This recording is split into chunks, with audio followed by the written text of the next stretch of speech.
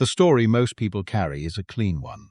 A defiant Southern president, holding the line until the very last moment, refusing to bow to impossible odds. A man of principle, they say. A leader who never surrendered his conviction even as everything around him collapsed. That version is not entirely wrong. But it leaves out the most important part. It leaves out the man sitting pew 63 of St. Paul's Episcopal Church on a quiet Sunday morning, April 2nd, 1865. Rigid, composed, projecting exactly the kind of authority a wartime president is supposed to project, right up until a single folded piece of paper arrived in his hands. And then everything the legend is built on begins to crack. Because the Jefferson Davis that history remembers as unbending and resolute is also the man who spent the final weeks of the Confederacy issuing commands to armies that had already surrendered, receiving deference from men who were quietly arranging their own escapes, and riding further and further south on a train, while convincing himself the war was simply changing shape rather than ending. The myth says he fought to the last. The records say something harder than that. They say he could not stop fighting even after there was nothing left to fight for. And that distinction, that gap between the legend and the reality, is where the true story of the Confederacy's final days actually lives. Not on a battlefield, not in a grand chamber of government, but in cramped train cars and borrowed rooms and the long, terrible silence of telegraph wires that had stopped answering.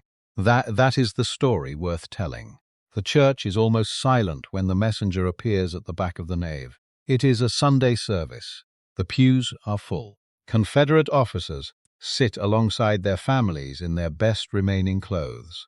Because even in the spring of 1865, in a city that has been under siege for nearly 10 months, certain rituals are maintained. Dignity is maintained. The appearance of normalcy is maintained. People need to believe that Sunday still means something, that the order of things has not yet broken down entirely. The messenger does not run. He walks, quickly, but with the controlled pace of a man who has been told to remain calm no matter what.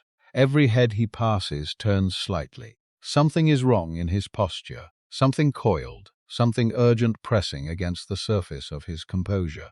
He reaches pew 63. He leans down. Jefferson Davis takes the paper. He reads it once, then his hand goes still. The color leaves his face in the way that color leaves a face when the mind receives something it cannot immediately process. Not gradually, not in stages, but all at once, like a candle being snuffed between two fingers. He folds the paper. He stands. He walks out of St. Paul's Church. And every person who watches him leave understands, without being told a single word, that something irreversible has just happened. The ripple moves through those pews quietly but unmistakably. Men glance at their wives. Officers look at each other. No one says anything yet. No one needs to. The face of Jefferson Davis has already said it.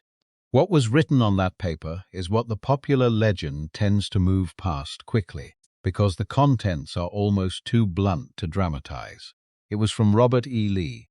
The one General Davis had trusted above every other man in the Confederacy, had written to say that his lines at Petersburg had broken beyond recovery, that Richmond could no longer be defended, that the President of the Confederate States of America needed to evacuate his own capital immediately, because by morning the city would belong to Ulysses S. Grant. The pillar had not bent, it had cracked through, and everything built on top of it was already, in that moment, beginning to fall. By nightfall, Richmond is burning. Not from Union artillery. Not yet. From Confederate hands. Warehouses packed with tobacco go first. Then munitions depots that shake the ground for miles when they ignite, sending columns of fire and debris high enough to be seen from across the river. The bridges over the James are cut loose in thick rolling smoke, so that Grant's advancing forces cannot use them. Confederate government is methodically destroying what it cannot carry and desperately carrying what it cannot leave behind. Davis is on the Richmond and Danville Railroad, heading south, sitting inside a cramped and darkened train car with what remains of his cabinet around him. This is where the myth and the reality begin to pull apart most sharply. The image that has come down through Southern memory and through Davis's own carefully constructed post-war writings is one of stoic, almost noble resignation. A man who saw clearly what was coming, who faced the end with the quiet dignity of someone who had given everything and simply been overwhelmed by superior force. But the men in that train car describe something else entirely. Secretary of War John C. Breckinridge sits in that car watching Davis speak. And what Breckinridge sees does not match the legend. Breckinridge is a former Vice President of the United States. He is not a man who carries illusions comfortably or for long. He has a precise, lawyerly mind, and he has been watching the strategic situation deteriorate for months, with the cold clarity of someone who separates what he wishes were true from what actually is. He watches Davis, and his expression, by every account, is carefully neutral. Not worried, not sympathetic, not grieving. Carefully neutral, the specific stillness of a face that has already run the numbers and does not want the result to show. Because Davis is not speaking like a man who has just received a terminal diagnosis from his most trusted general. He is speaking about Danville, about reorganizing, about the armies still in the field in North Carolina under General Joseph Johnston, about how Richmond was always a fixed position, and fixed positions are liabilities in a long war, and the loss of a liability is not the same as the loss of a cause. About how the Confederate States of America is not a city, it is a people, a principle, a thing that cannot be seized by occupying buildings. Every sentence is structured correctly. Every sentence is strategically hollow. The men around him do not challenge it, not on that train. They listen, they respond where response is expected, they nod where nodding is appropriate. And behind their carefully managed faces, quietly, without drama, each man has already begun thinking about what the world looks like on the other side of all this. Outside the windows, the sky behind Richmond glows orange against the dark. Inside the car, the President of the Confederacy is planning his next move. Danville, Virginia, April 3rd, April 4th, April 5th, April 6th. Davis issues a proclamation from this modest tobacco town, addressed to whatever remains of the Confederate public, through whatever newspapers still print, through whatever telegraph lines still carry a signal. The language he chooses is remarkable when you read it now. He tells them the fall of Richmond is not a catastrophe, but a transformation. That the war enters a new phase, leaner, more mobile, impossible for any Union army to decisively engage.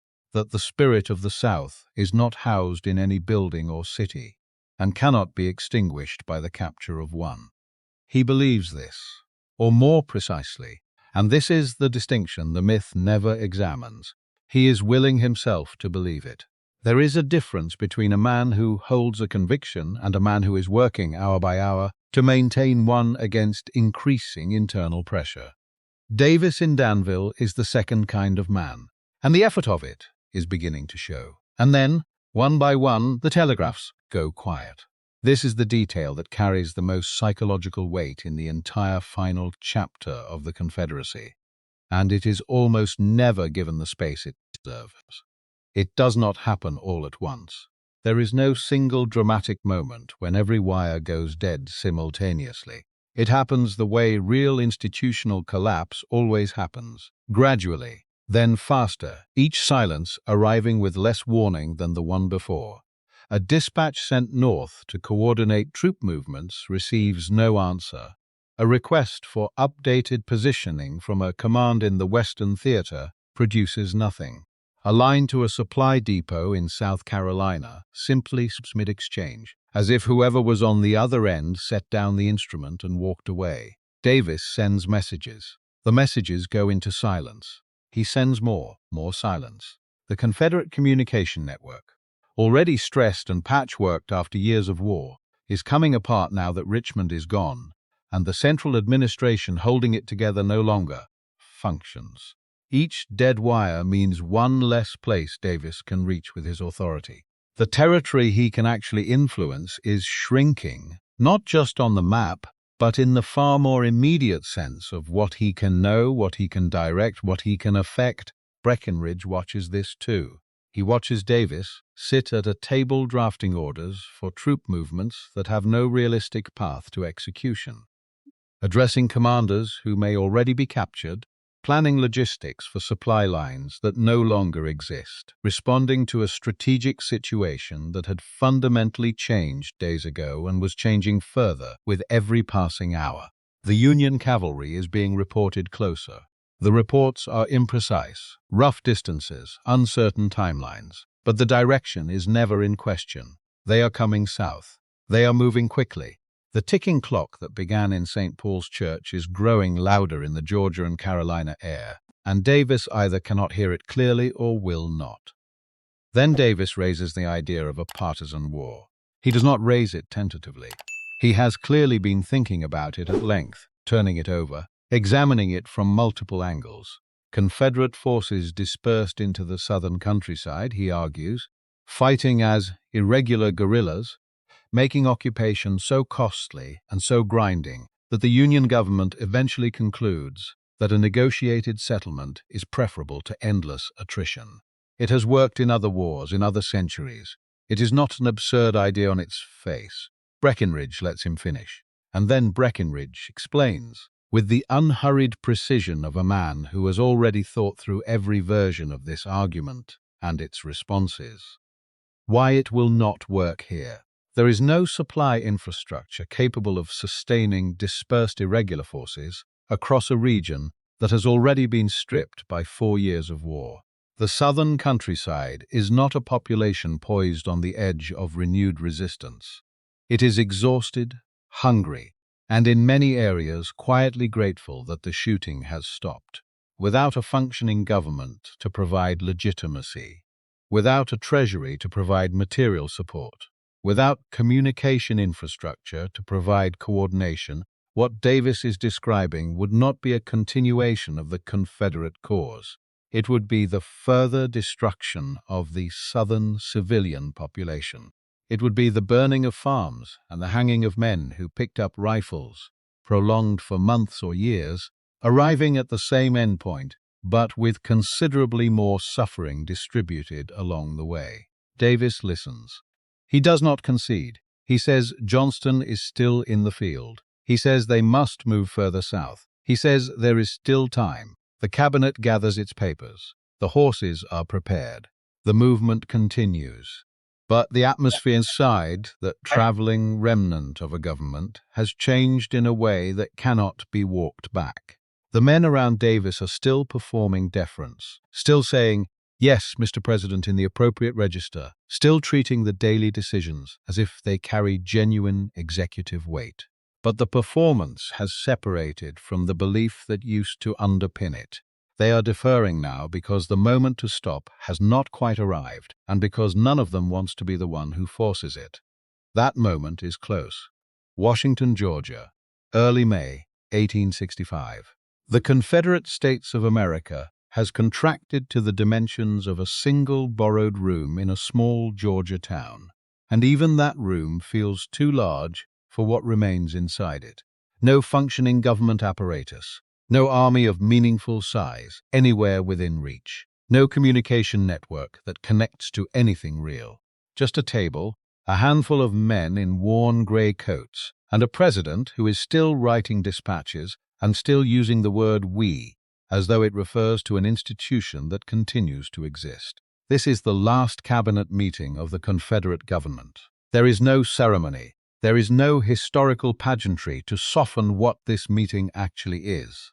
It is quiet in the specific way that rooms become quiet when every remaining argument has already been made and heard and answered, and there is nothing left to do but acknowledge the conclusion everyone present reached privately some time ago. Breckinridge speaks. Johnston has surrendered his army to General Sherman in North Carolina.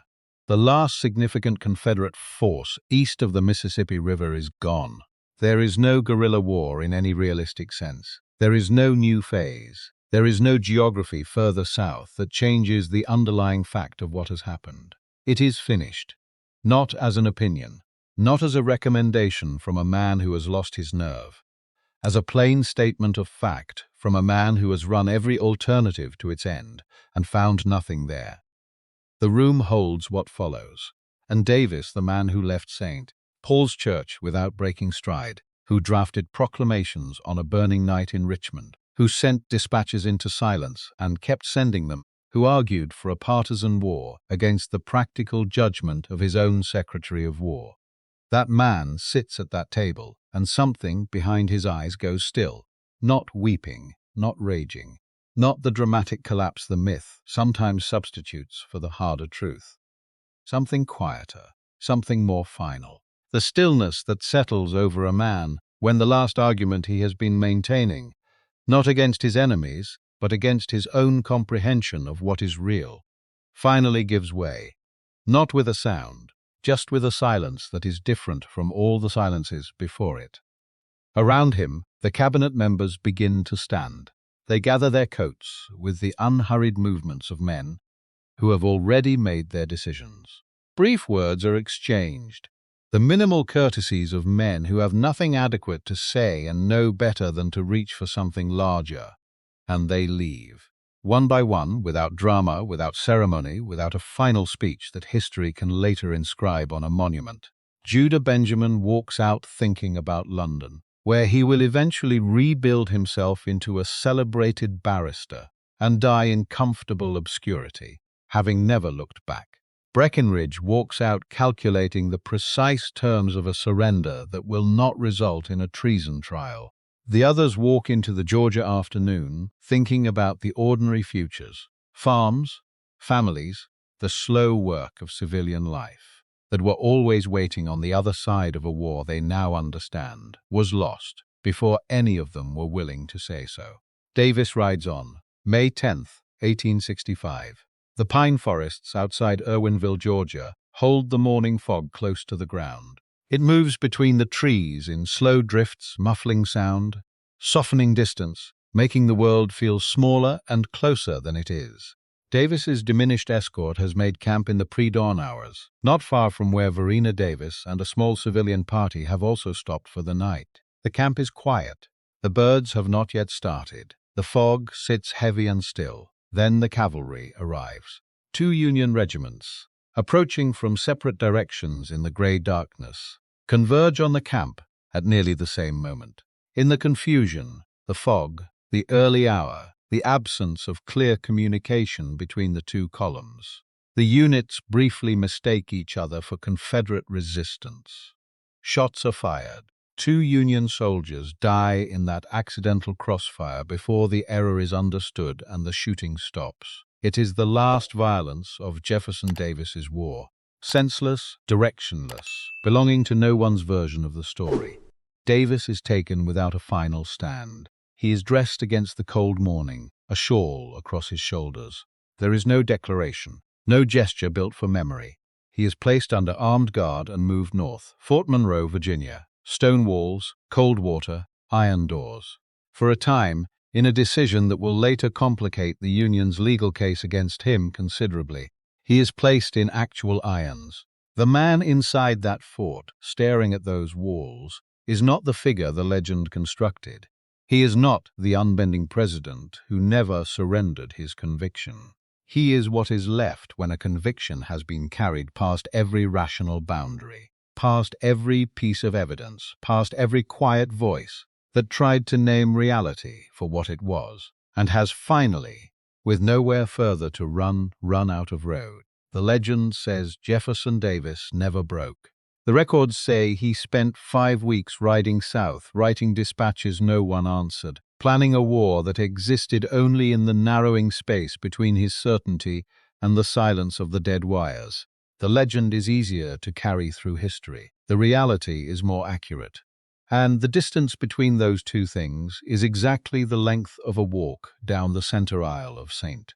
Paul's Church, from the back of the nave to pew 63, on a quiet Sunday morning when everything the Confederacy had built was already, in that folded piece of paper, finished.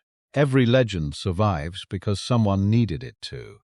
The question worth asking is not what Jefferson Davis believed about himself, But who, after him, found it useful to believe it too? Leave your answer below. The myth is always built on something. The harder work is finding out what.